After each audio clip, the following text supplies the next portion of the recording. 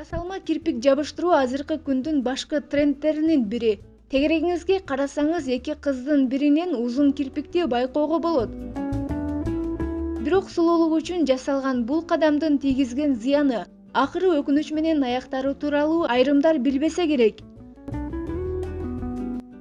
Жасалма кирпикти жабыштыруунун бирден бир пайдасы күн сайын косметика менен боенуунун кереги жок. Аз дегенде 1 ай бою ошол кирпик менен жүрүүгө болот. Ошентсе да кирпик улаган кезде төмөндөгү 3 кеңешти көңүлдөн сырткары калтырбаңыз. Жасалма кирпик сурманын терисине олуттуу зыян келтирет. Эгер кирпик өстүргөн адамдын клейи сапатсыз болсо, тери сезгенип шишип кетиши мүмкүн. Кирпик өстүргөн адистердин өтө арзан сунуштарынан баш тартканыңыз оң. Табигый кирпиктерибиздин түшүшү калыптуу жагдай. Алда башыбыздагы чач сыяктуу маал менен жаңырып турат. Орточо эсеп менен табигый кирпиктин убактысы 200 күн. Андан кийин ордуна жаңы кирпик өсөт. Ал эми жасалма кирпик өстүргөн кезде алардын убактысы кыскара берет. Өзгөчө көлөмдүү кирпикти жабыштырганда табигыйлары тез чарчайт. Жасалма кирпиктен өзүңүздүн кирпиктериңиз зыян чегери айдан анык. Ал өзгөчө адистин өз ишин начар билгендиктен жана кирпикти өзүңүз алып таштаган болсоңуз 2 эсеге түшөт. Жасалма кирпик табигый кирпиктин астына желимделип жармаштырылат. Анын учурда 2, 3, 4, 5, 6, 7 д өлчөмдөрү чыккан. Кыргызстанда болсо 2, 3, 4 өлчөмдөрү жайылган.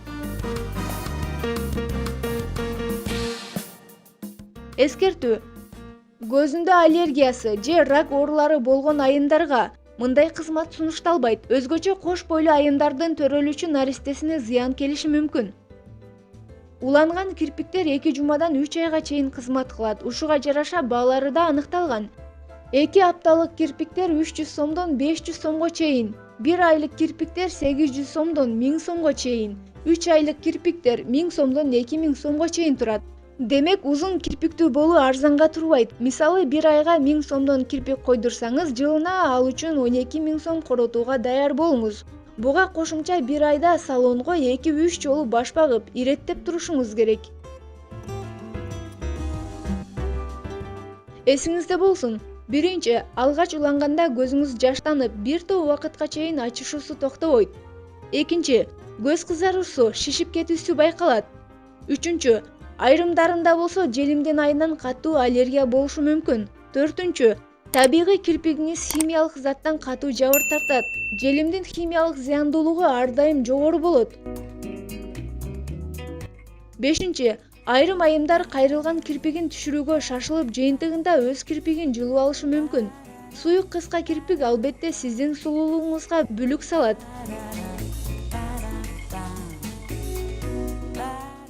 Абайлаңыз, кирпиктер да сапатына карап бөлүнөт. Көңүл коштукка эч качан жол бербеңиз.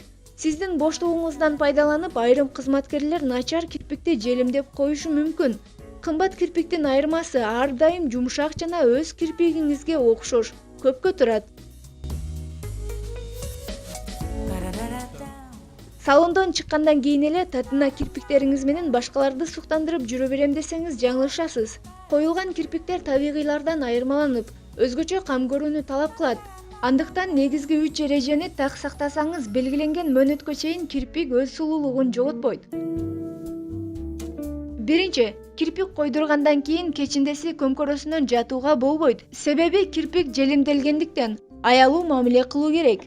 Назик кирпикти басып жатуу менен аны өз убагынан мурда түшүүсүнө себепкер болосуз.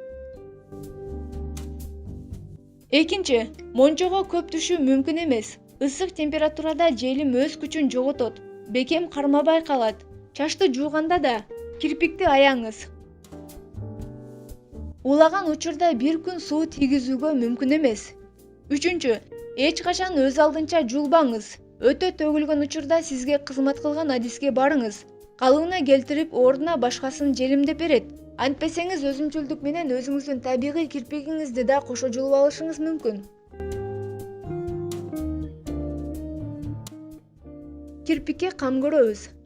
Адамдын бир тал кирпиги 200 күн же 6 ай жашайт. Түшүп калган кирпик 30-45 күндө калыбына келет. Эгерде кирпик улатуунун натыйжасында өз кирпигиңизди түшүрүп алсаңыз, аны өстүрүү үчүн атайын майларды, маскаларды жасаңыз. Сизге узун коюу кирпик жакса, аны улатып гана эмес, табигый майлар аркылуу да жасасаңыз болот. Ал үчүн сизден бир гана аракет талап кылынат. Кастор майы бардык эле дарыканалардан табууга болот. Баасы сиз улаткан кирпиктен 10 эсе арзанга турат. Бул майды кечиндеси жумасына 2-3 жолу кирпигиңизге коюп жатуу жетиштүү. Узак убакытка пайдалануу андан да жакшы көрсөткүчтү берет. Муну кашка сүртсө кадимкидей коюлуп, көрктүү болуп калат. Өзгөчө чач түшүүгө каршы сонун маска болот. Болгону 10-15 мүнөт сүйкөп, күтүү жана таза жууп коюу зарыл. Ал эми дал ушундай жасалма сулуулук түрүнө кирген татуаж тууралуу да сүйлөшпөсөк болбойт. Татуаждын жакшы жагы да, жаман жагы да бар. Жакшы жагы адамдар келбетин макияждын жардамы менен сулуулай алат. Бирок макияжды жууганда өчүп калат. Эртеси кайра жасоого туура келет. Ал эми татуажды жууса да өчпөйт. Жасалган бойдон канчалаган убакытка чейин калат. Ал эми татуаждын зыяндуулугу кээ бир адамдардын көзү начар көрөт. Ошолорго татуаж колдонууга болбойт. Ошону менен катар кант диабети менен ооруган адам, боюнда бар аялдарга да болбойт. Кээ бир мастерлер жасай беришет, бирок өзүнүн шартын, дартын билген адамдар кайрылбай эле койгону оң. Негизинен мастердин көп жылдык ишине карабай, анын жасаган ишин көрүү керек. Эриндерине да татуаж чийдирип алгандарды көрүп жүрөбүз. Мисалы, эрин боз болуп билинбей турса, формасы начар болсо жасалат.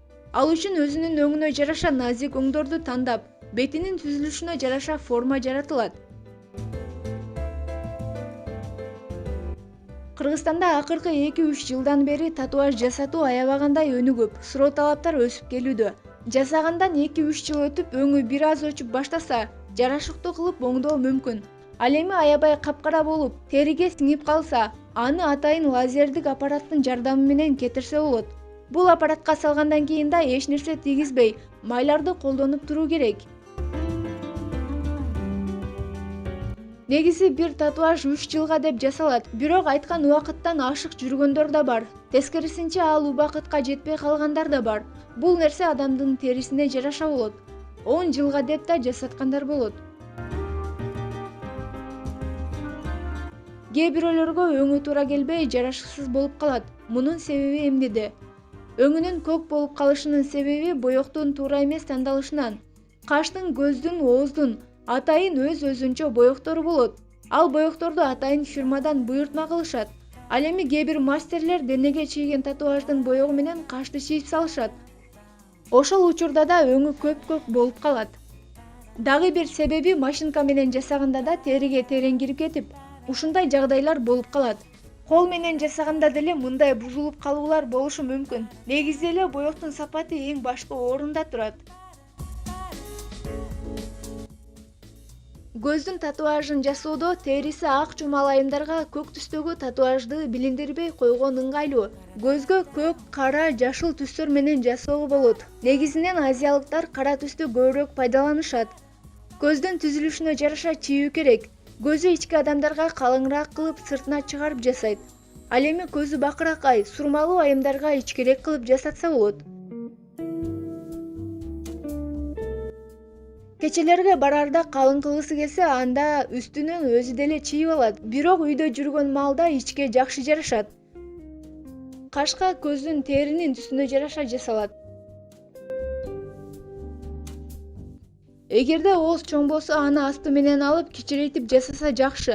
А эгерде кичине болсо, чоңойтуп, ичине өң кошуп берсе жакшы жарашып калат.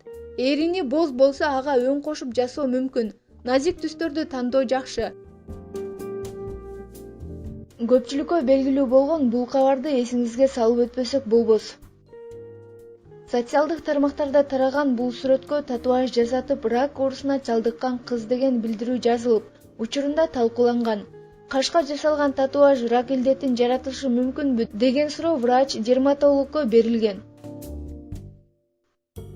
Негизи татуаж ракты чакырат деген туура эмес. Кандайдыр бир себептердин негизинде, мисалы организмде рак клеткалары козголсо, тукумунда тери рагы менен ооругандар болсо, кант диабети менен жабыркаса, кашка жасалган татуаж ракка өтүп кетиши мүмкүн. Колдонуучу: мен кашыма өзүм эле татуаж кылгам, туура эмес чийип алыптырмын.